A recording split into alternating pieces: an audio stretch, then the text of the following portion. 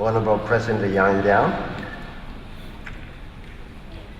and Ambassador Park, Hainku, because that's the way I addressed you in the last 2 more years. Okay, bye. Excellencies, ladies and gentlemen, having heard the presentations of previous speakers, I'm really humbled. You are top world-class experts. Ambassador Park has related to you my background. I'm a diplomat with 43 years service. I define a diplomat as a group of people who are generalists that have no expertise at all.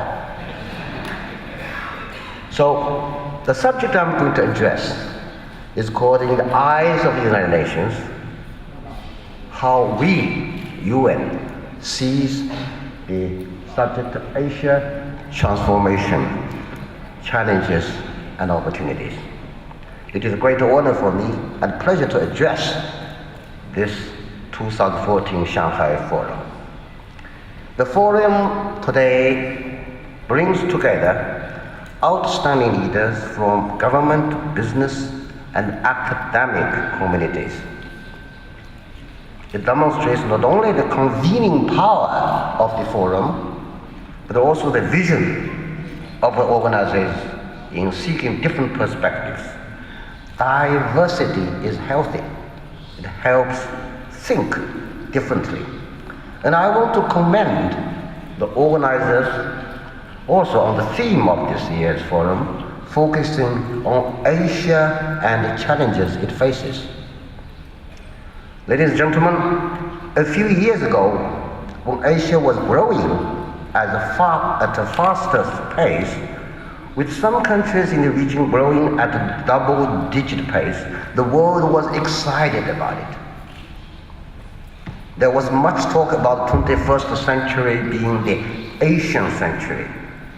Indeed, compared to the rest of the world, Asia's robust economic performance over the past 3 decades made a strong case of the emergence of an Asia century.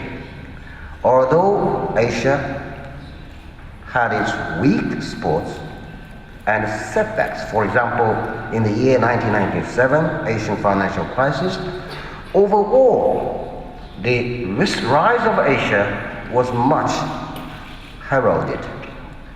Currently, there was remarkable success in reducing extreme poverty, in improving child and maternal health, and in providing basic social services. Indeed, the global achievement in meeting the United Nations Millennium Development Goals, MDGs, was to a large extent due to the success in Asia. The momentum and impact of Asia's rise was even more tangible following the onset of the world financial crisis in 2008. With Asia being the engine of growth for the world, there was increasing discussion about the distribution of power on the planet shifting to Asia.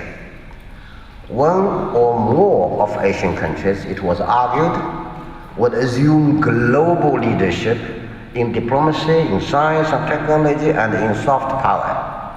China, of course, was very much at the center of this debate. However, with China's growth slowing down to 7.5% and India's to about 4.5% in the last couple of years, we began to witness a fall in enthusiasm over the Asian century. All of a sudden, the world began to see weaknesses and vulnerabilities and gaps in the Asian story.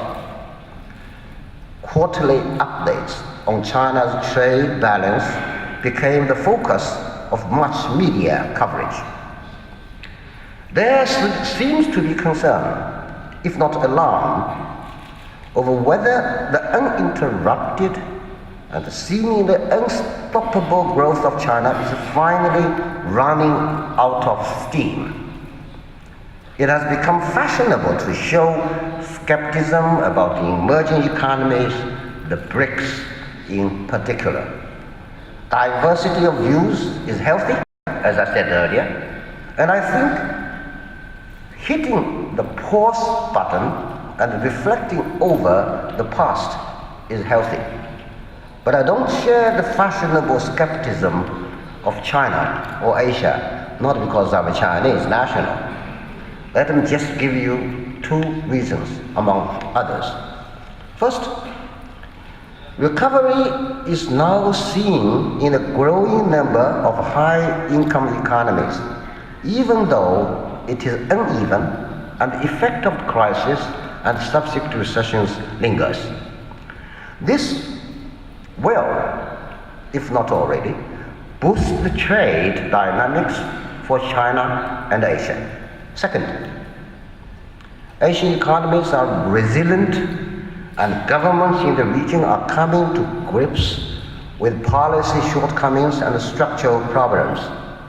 Indeed, the IMF and the World Bank and the United Nations all see stronger growth prospects in Asia, with growth in the region projected to reach about 5%, and in emerging Asia about 7% this year and the next. Thanks to globalization, our world has become increasingly integrated and interlinked over the last few decades. Just as the 2005 financial crisis slowed down the rise of Asia, so the recent recovery is likely to provide the impetus to Asia's growth. So does that mean I assume that Asia's economy will be trouble-free?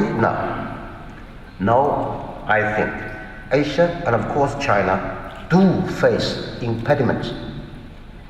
The region must see transformative changes to overcome these obstacles. Let me elaborate. First, the challenge of manufacturing upgrade. Many successful Asian economies have relied on low labor cost manufacturing to drive growth, often with spectacular results. This is a well-documented story, so I won't go into detail. However, with rising factor costs and eroding competitiveness, these Asian economies, including China, face the daunting task of making the leap to the next stage of growth. Growth that relies on innovation, resource efficiency, and higher productivity. That is to say, on total factor productivity. Second, the challenge of sustainability. Despite the financial crisis, our world is getting richer in terms of aggregated GDP. The global GDP has more than doubled within 2 decades, reaching close to 72 trillion in the year 2012, a tremendous increase in economic capital. But this increase in economic wealth has been accompanied by unprecedented threats to the ecosystem and to the natural environment. As human societies, we are putting increasing pressures on the Earth ecosystems, and we are approaching critical thresholds.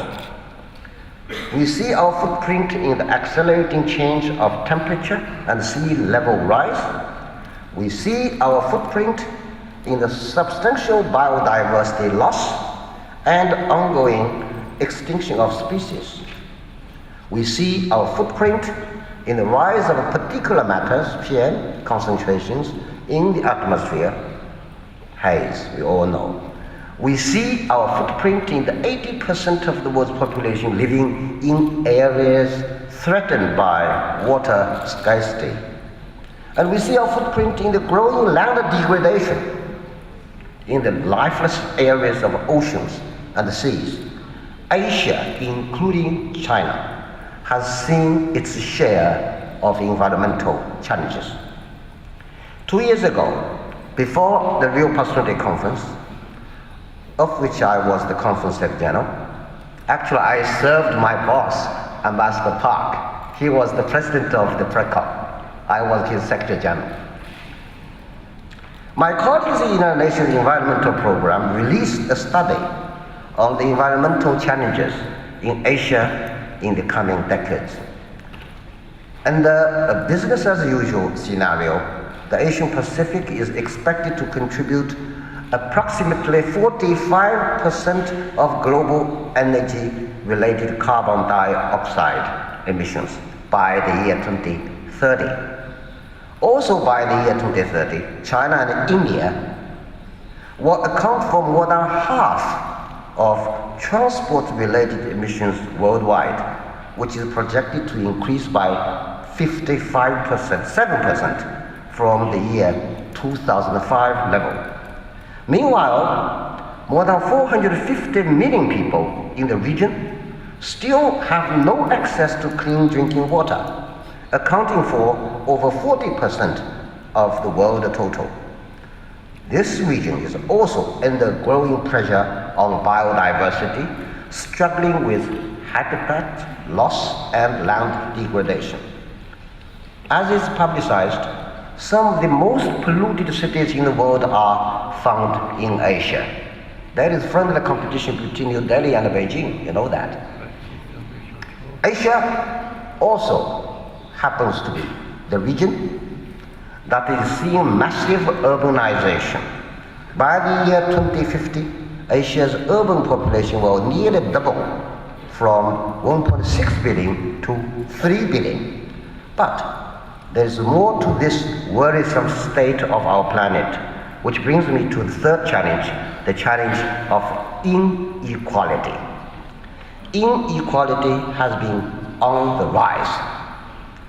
Income inequality in developed countries is at its highest level for the past half century. The average income of the richest 10% of the population is about 9 times that of the poorest 10%. Income inequality is also getting more serious across much of the developing world. Asia, including China, has seen income inequality rise. The income inequalities are replicated in access inequalities. Even with MDG progress, Millennium Development Goals, hundreds of millions of people in Asia have no safe drinking water or improved sanitation. In the meantime, millions of people are moving into cities searching for a better future. How can we ensure that there is housing, education, health care, public transport, and decent jobs for millions of new urban residents?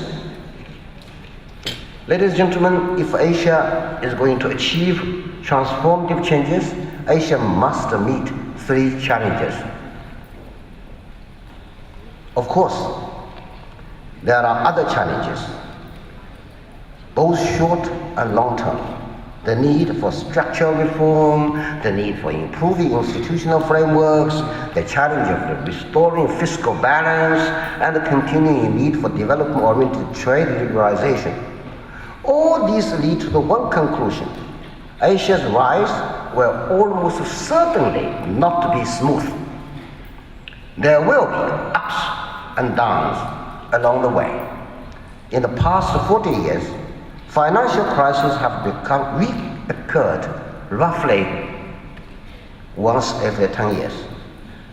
It is likely that between now and the year 2050, there will be major crises, financial or economic or social and political. Hope not military. How countries navigate through them will decide if Asia rises or gets stuck in the middle income trap. With each successive crisis, Asia has demonstrated a growing capacity to manage a crisis. I'm therefore confident that China and other Asian governments will be able to tackle these challenges through enhanced resilience to external shocks. Before I conclude, let me flag some ideas as possible approaches to the three challenges. First, investing in human capital. To overcome the manufacturing challenge, Asian economies must make more efforts to upgrade their human capital. Successful Asian economies are manufacturing-based economies that have relied on human capital to transform their economies to move up the technology ladder and the value chain. The continuing growth of Asian economies over the next 40 years will require harnessing of the full potential of technology and innovation and entrepreneurship. Moving from catch up to frontier technology to create breakthroughs and new industries. Second, investing in sustainability.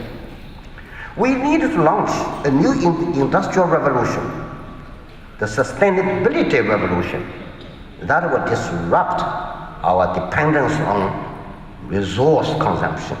Every year, we extract 60 billion tons of natural resources, like ores, minerals, hydrocarbons, and biomass. As our economies expand and populations grow, this material extraction will rise to 140 billion tons annually by the year 2050. If we fail to improve resource efficiency, we will spend much of our future years dealing with tensions arising from resource consumption, such as energy insecurity, water scarcity, climate change, waste, pollution, etc. A sustainability revolution is no longer optional. It is a must now. Third, addressing inequalities.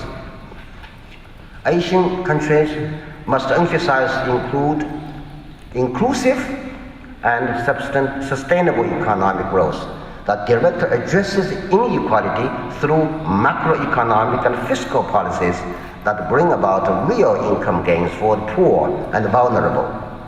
They will also need to do more to create decent jobs, stepping up public investments in people's capabilities, which have powerful equalizing as well as poverty-reducing effects. Growth must be inclusive. To sustain growth over the long term, almost all Asian countries must give much higher priority to inclusion and reducing inequalities. Inclusive growth must not only address poverty, but also deal with aspects of equity, equality of access and opportunity, generation of employment, and provision of protection to vulnerable groups in daily living. Dear friends, ladies and gentlemen, by now you may have noticed that I am advocating sustainable development strategy for China and Asia. Having been the Secretary General of the Constitutional Conference, I have tried to do exactly that. The 21st century will be an Asian century only if countries in the region are capable of making transformative changes and pursue sustainable development. I'm fortunate that the latter part of my public service, I have had a chance to work on sustainable development. Without sustainable development, there will be no lasting peace, no security or development. Sustainable development is the foundation for peace, security, and prosperity. As you have noticed, President Xi Jinping said a couple of days ago that sustainable development is the base for sustainable security. While sustainable security is a precondition for sustainable development. As we engage in our daily business, it will be beneficial for us to pause and look beyond our individual immediate horizon and ask, are we as a global community on the sustainable track? I'm afraid not. Will China and Asia be capable of making the transformative changes? My fingers are crossed. I look forward to the forum discussion and hope to secure the answer to my questions. I wish you a very productive forum. Thank you for your attention.